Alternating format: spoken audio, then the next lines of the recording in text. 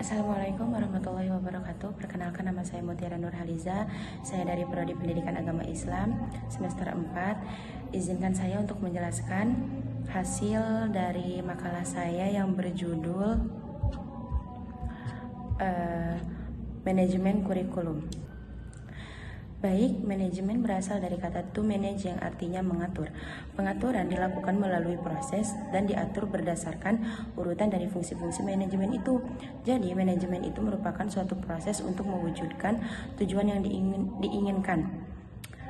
Manajemen juga merupakan ilmu dan seni dalam mengatur, mengendalikan, mengomunikasikan, dan memanfaatkan semua sumber daya yang ada dalam organisasi dengan memanfaatkan fungsi-fungsi manajemen ataupun bisa dibilang planning, organizing, actuating, dan controlling agar organisasi dapat mencapai tujuan secara efektif dan efisien.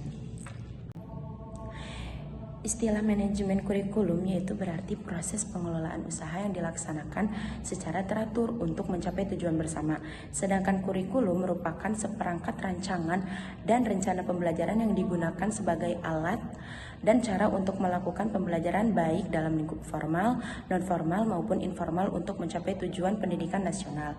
Manajemen kurikulum merupakan bagian integral dari kurikulum tingkat satuan pendidikan atau KTSP dan manajemen berbasis sekolah atau MBS. Ruang lingkup manajemen kurikulum meliputi perencanaan, pengorganisasian, pelaksanaan, dan evaluasi kurikulum. Kurikulum adalah seperangkat rencana dan pengaturan mengenai tujuan, isi, dan bahan pelajaran serta bahan yang digunakan sebagai pedoman penyelenggaraan kegiatan pembelajaran untuk mencapai tujuan pendidikan tertentu. Dengan demikian, dapat disimpulkan bahwa manajemen kurikulum merupakan suatu sistem pengelolaan kurikulum yang kooperatif, komprehensif, sistematik dalam rangka mewujudkan ketercapaian tujuan kurikulum. Selanjutnya itu ada struktur dan muatan kurikulum. Pada dasarnya merupakan pola dan susunan mata pelajaran yang harus ditempuh oleh siswa dalam kegiatan pembelajaran. Struktur kurikulum pada satuan pendidikan SD di dalamnya mencakup substansi pembelajaran yang ditempuh dalam satu jenjang pendidikan selama 6 tahun mulai dari kelas 1 sampai kelas 5 serta disusun berdasarkan standar kompetensi lulusan dan standar kompetensi pada 8 mata pelajaran yang ditetapkan. Pembelajaran pada kelas 1 sampai dengan kelas 3 dilaksanakan melalui pembelajaran tematik, sedangkan kelas 4 sampai dengan kelas 5 dilaksanakan melalui pendekatan mata pelajaran. Selain terdiri dari atas sejumlah mata pelajaran, struktur kurikulum pendidikan dasar memiliki muatan lain yaitu muatan lokal atau kegiatan kulikuler untuk mengembangkan kompetensi yang disesuaikan ciri khas dan potensi daerah, keunggulan daerah yang materinya tidak dapat dikelompokkan ke dalam mata pelajaran yang ada dan substansi muatan lokal ditentukan oleh satuan sistem pendidikan.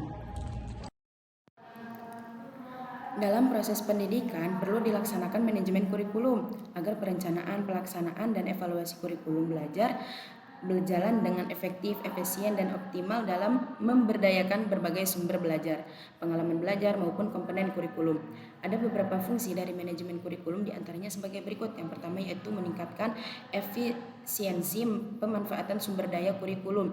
Pemberdayaan sumber daya maupun komponen kurikulum dapat ditingkatkan melalui pengelolaan yang terencana dan efektif. Yang kedua yaitu meningkatkan keadilan atau equality dan kesempatan pada siswa untuk mencapai hasil yang maksimal. Kemampuan yang maksimal dapat dicapai peserta didik tidak hanya melalui kegiatan intrakurikuler, tetapi juga perlu melalui kegiatan ekstra dan kurikuler yang dikelola secara integritas dalam mencapai tujuan kurikulum. Yang ketiga yaitu meningkatkan relevansi dan efektivitas pembelajaran sesuai dengan kebutuhan peserta didik maupun lingkungan.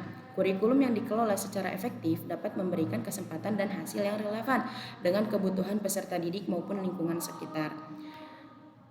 Yang keempat yaitu meningkatkan efektivitas kinerja guru maupun aktivitas siswa dalam mencapai tujuan pembelajaran. Pengelolaan kurikulum yang profesional, efektif, dan terpadu dapat memberikan motivasi pada kinerja guru maupun aktivitas siswa dalam belajar. Yang terakhir yaitu meningkatkan efisiensi dan efektivitas proses belajar mengajar. Proses pembelajaran selalu dipantau dalam rangka melihat konsistensi antara desain yang telah direncanakan dengan pelaksanaan pembelajaran. Dengan demikian, ketidaksesuaian antara desain dengan implementasi dapat dihindarkan.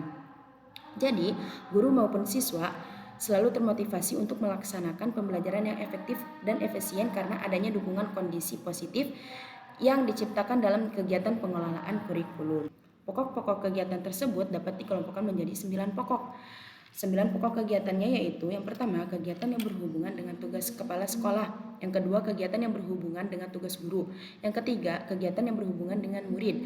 Yang keempat, kegiatan yang berhubungan dengan proses belajar mengajar. Yang kelima, kegiatan-kegiatan ekstrakurikuler. Yang keenam, kegiatan pelaksanaan evaluasi. Yang ketujuh, kegiatan pelaksanaan pengaturan alat. Yang kedelapan, kegiatan dalam bimbingan dan penyuluhan. Dan yang terakhir yaitu kegiatan yang berkenaan dengan usaha peningkatan suatu mutu profesional guru. Selanjutnya itu ada prinsip-prinsip manajemen kurikulum. Prinsip kurikulum yang harus diperhatikan dalam melaksanakan manajemen kurikulum ada beberapa hal, yaitu yang pertama produktivitas, demokratisasi, yang ketiga yaitu kooperatif, yang keempat yaitu efektivitas dan efisiensi. Selanjutnya yaitu ada ruang lingkup dan hambatan pada manajemen kurikulum. Yang pertama yaitu ruang lingkup manajemen kurikulum. Manajemen kurikulum merupakan substansi manajemen yang utama di sekolah. Selain itu, sebagai upaya pencapaian tujuan pendidikan yang efektif dan efisien, manajemen kurikulum memiliki peran yang sangat penting karena pada dasarnya sekolah merupakan suatu sistem yang di dalamnya melibatkan berbagai komponen dan sejumlah kegiatan yang perlu dikelola secara baik dan tertib. Pengorganisasian kurikulum adalah suatu desain bahan kurikulum yang bertujuan untuk memberikan kemudahan kepada siswa dalam proses belajar mengajar sehingga dapat mencapai tujuan pembelajaran secara efektif. Menurut Rusman, ada beberapa faktor yang harus dipertimbangkan dalam organisasi kurikulum, yaitu urutan bahan atau sequence, kontinuitas, keseimbangan, dan keterpaduan arahnya berkaitan dengan lingkup atau skup. Pelaksanaan kurikulum adalah suatu proses penerapan ide, konsep, kebijakan, atau inovasi dalam suatu tindakan praktis sehingga memberikan dampak baik berupa perubahan pengetahuan, keterampilan, nilai, dan sikap. Pelaksanaan kurikulum juga merupakan suatu proses penerapan ide, konsep, dan kebijakan kurikulum atau kurikulum potensial dalam kegiatan pembelajaran mengajar sehingga siswa dapat menguasai kompetensi tertentu sebagai hasil interaksi dengan lingkungannya.